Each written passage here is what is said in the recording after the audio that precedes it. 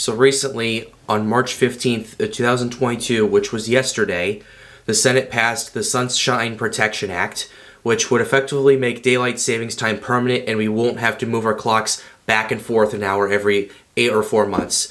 In March, you move your clock an hour. In November, you move your clock back an hour. So, effectively, I'm here in this video to talk to you about why we do daylight savings time and the history of it, and if it impacts the weather at all. So, let's dive right into it. But before we do, be sure to subscribe to the channel if you are new. It helps me out, helps me make more videos like these. But with that being said, let's get right into it. Hello, I'm Pat's Path Predictor, and welcome to Does Daylight Savings Time Affect the Weather? So, in order to basically go through this completely, we first have to talk about the history of this first. In fact, this whole thing really kind of started as a bit of an experiment during World War I. So, as you can see right here, Germany was actually the first one to begin using it. Europe would soon follow. The reason they did this was in an effort to conserve fuel, as at the time, Germany was starting to lose a lot of resources due to World War I and Britain's blockade of its coast. And despite winning the Battle of Jutland, the Germans were not able to break the British blockade, and it really strained their fuel. So that's why they implemented daylight savings times. The rest of Europe caught on and soon followed that. It was not adopted until the United States until after they entered World War I. And even then, they did not adopt this until March of 1918. As you can see right here with the Standard Time Act of March 19th, 1918 right here, it had confirmed the existing standard time zone and set the daylight savings time for the summer beginning on March 31st and reverting it on October 22nd. The idea at the time was very unpopular for the farmers, ideally because daylight savings time meant that they would have less time in the morning to get their milk and harvest crops to the market. Congress abolished this after the war, and it overrode President Woodrow Wilson's veto right here. Daylight savings time then became a local option, which New York City quickly established and everything. But basically, it was kind of reinvigorated during World War II with Franklin Roosevelt. He instituted the year-round daylight savings time, which he called wartime, fittingly enough. So basically, as the years went on, basically there was no federal law on daylight savings times, so they could choose when it began, when it ended, or drop it entirely, which that made it very confusing at that point. And it was so confusing. It was time for federal regulation, and they passed the Uniform Time Act of 1966. The act mandated standard times within the established time zones, which were issued in 1881 mostly for train schedules. The clocks would be advanced 1 hour at the beginning of 2 a.m. on the last Sunday of April and turned back an hour at the last Sunday of October. So basically 6 months right there, which seems pretty balanced right there. However, it would effectively be changed, and basically, at this point, we will explore how.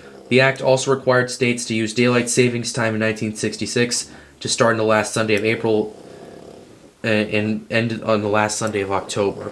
In 1967, the two states, Arizona and Michigan, became the first states to exempt themselves from DST, which Michigan would begin adopting in 1972. Arizona still hasn't, even to this day, which is why during daylight savings time, Arizona is basically the same as Pacific time instead of Mountain time when when daylight savings time ends.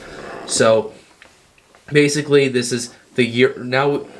So then, in the 1970s, due to the oil embargo by OPEC to the United States, President Nixon began what is now known as the YearRound Experiment, which is effectively daylight savings time throughout the year.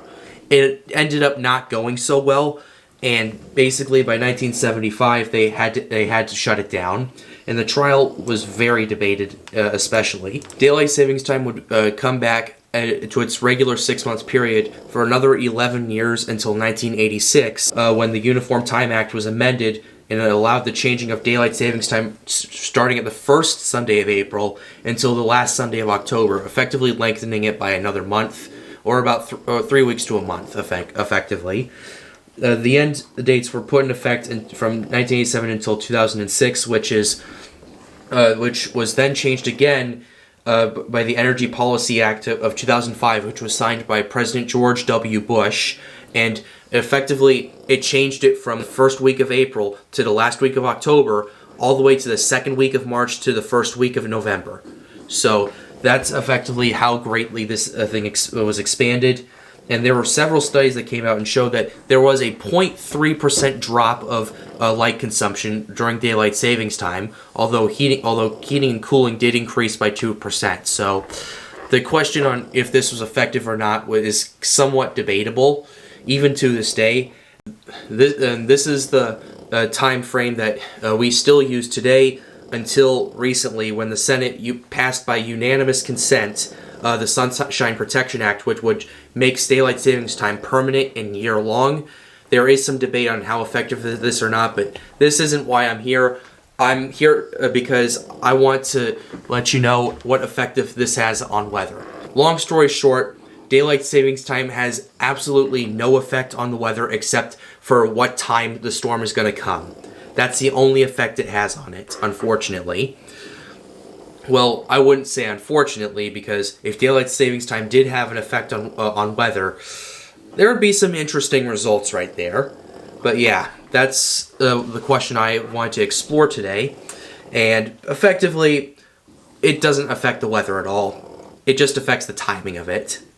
So that's your answer right there.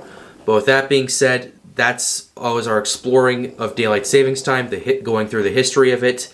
And I hope you enjoyed it. Be sure to leave a like, subscribe to the channel if you are new. Helps me out, helps me make more videos like these. And with that being said, have a wonderful day, guys. Stay safe.